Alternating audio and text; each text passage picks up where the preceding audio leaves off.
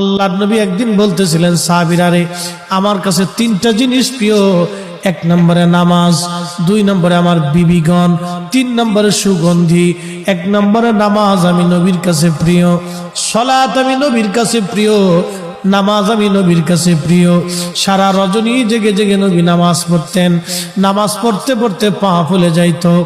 আম্মা যেন আয়েশা একদিন ডেকে বলেন, ইয়া রাসূলুল্লাহি, আপনার আগে পরে সব গুনাহগুলি মাফ, আপনার তো কোনো গুনাহ নাই নবী গো, তারপরেও কেন আপনি এইভাবে নামাজ পড়েন?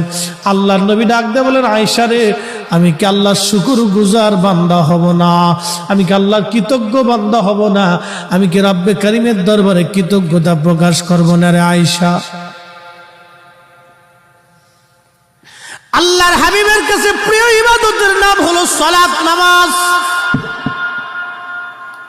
নামাজ হলো খুব দামি ইবাদত, পছন্দের ইবাদতের নাম সালাত, নামাজ। কঠিন মেহশরের মাঠে আল্লাহর আরশে মুআল্লা ছাড়া কোনো ছায়া থাকবে না।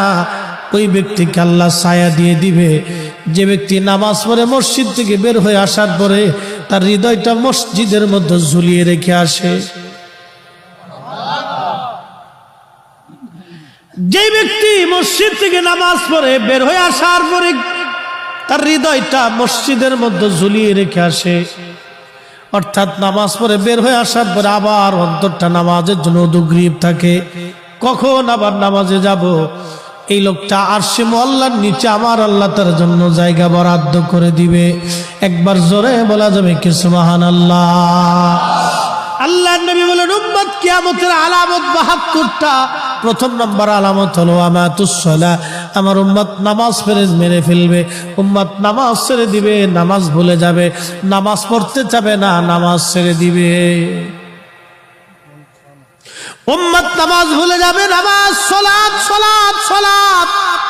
বুনিয়াল ইসলাম আলা খামসি শাহাদাতি আল্লা ইলাহা ইল্লাল্লাহু ওয়াহদাহু লা শারীকা লা ওয়া আশহাদু আন্না মুহাম্মাদান আবদুহু ওয়া রাসূলুহু ওয়া ইকামিস সালাহ ওয়া ইতাইজ যাকাত ওয়াল হজ্জি ওয়াস সাওমি রমাদান। নবীজি বললেন, ইসলামের বেনা হলো ৫টা, স্তম্ভ হলো ৫টা। প্রথম নম্বরে কালেমা, তাওহীদের সাক্ষ্য এবং রিসালাতের সাক্ষ্য। দুই নম্বর হলো সালাত। তাওহীদ ও রিসালাতের সাক্ষ্যের পরে সবচেয়ে বড় ইবাদতের নাম হলো সালাত, নামাজ। নামাজ